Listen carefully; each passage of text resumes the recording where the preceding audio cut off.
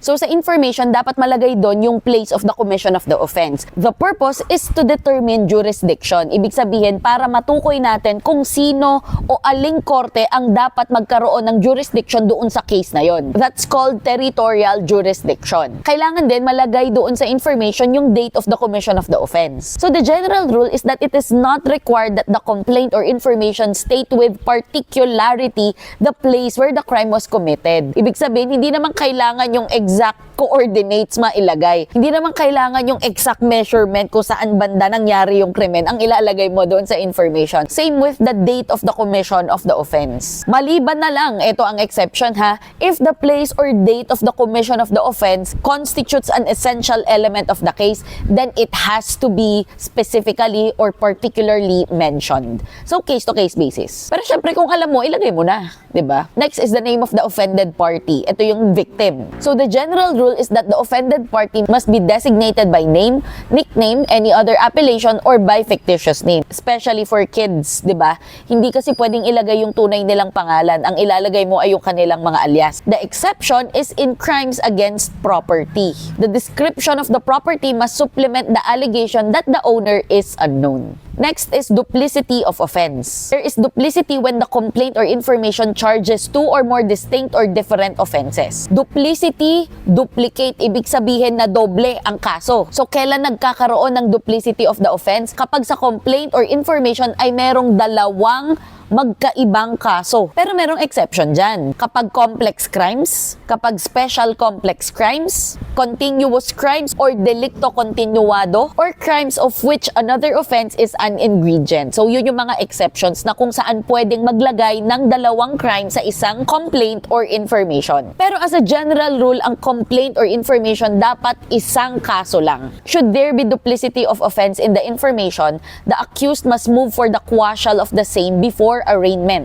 Ibig sabihin, bago daw magkaroon ng arraignment, kailangan nakapag-file na yung akusado ng motion to quash. Otherwise, he is deemed to have waived the objection and may be found guilty of as many offenses as those charged and proved during trial. Ibig sabihin, kung hindi sila nag-object bago yung arraignment, tinatanggap nila yon na parang okay lang, sige, okay lang nakasuhan nyo kami nito. Kaya nga, again, before arraignment pa, dapat nakapag-file na sila ng motion to quash. Place where action is to be instituted. Ibig sabihin, ito yung lugar kung saan ka mag-i-institute ng criminal action, saan ka magsasampa ng kaso. So, the purpose being not to compel the defendant to move to and appear in a different court from that of the territory where the crime was committed, as it would cause him great inconvenience in looking for his witnesses and other evidence in another place. Ibig sabihin, kung saan nangyari ang krimen, may mga korte nang may sakop dyan. At yung korteng may sakop doon, doon ka lang pwedeng magsampa ng kaso. Hindi ka pwedeng humanap ng ibang lugar kung saan ka magsasampa ng kaso. Okay, so for example,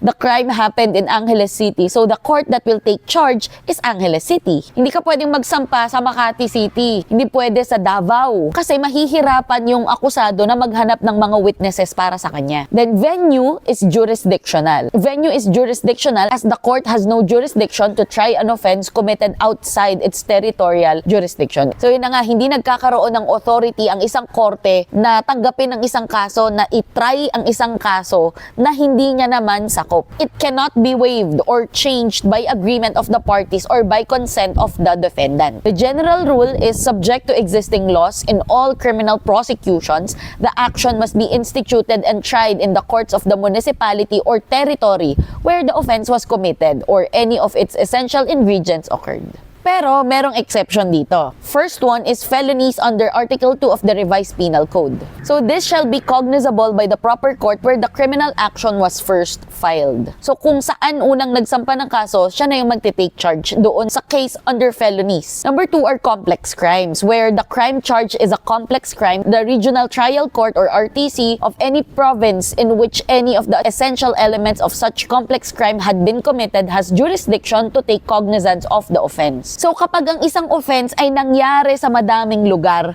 pwede kang magsampa ng kaso sa kahit saang lugar doon. So for example, nangyari ang isang krimen sa Angeles, tapos sa Tarlac, tapos sa Pangasinan. Pwede kang mag-file ng case sa kahit saang lugar dyan.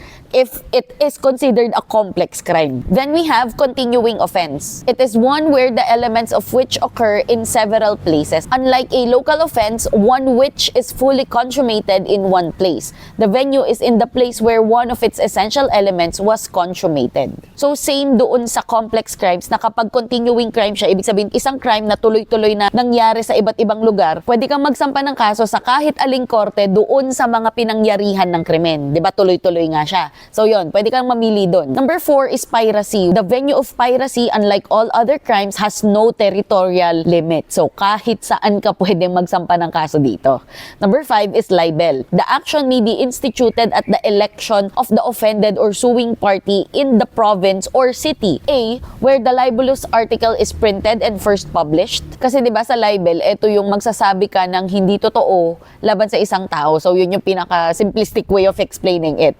So pwede ka magsampa ng kaso kung saan ipinpublish yung libelous statement na yon. Kung ito ay newspaper, kung saan na-publish yung newspaper doon. Letter B, if one of the offended parties is a private individual where said private individual actually resides at the time of the commission of the offense. Kung ako yung magsasampa ng kaso, sabihin nating na-publish yung article sa Quezon City tapos nakatira ako sa Angeles City, pwede akong magsampa sa Angeles kasi doon ako actually residing. And the letter C, if the offended party is a public official where the latter holds office at the time of the commission of the offense. So kung ako naman ay isang public official, doon kasi sa letter B, private individual, civilian. Dito sa letter C, public official. So kung ako nakatira sa Angeles, pero sabihin natin ako ay assigned sa Bulacan, pwede rin akong magsampa ng kaso sa Bulacan. So that's for libel. So ulit, pwede kang magsampa ng kaso kung saan na i-print or kung saan na publish yung libelous article.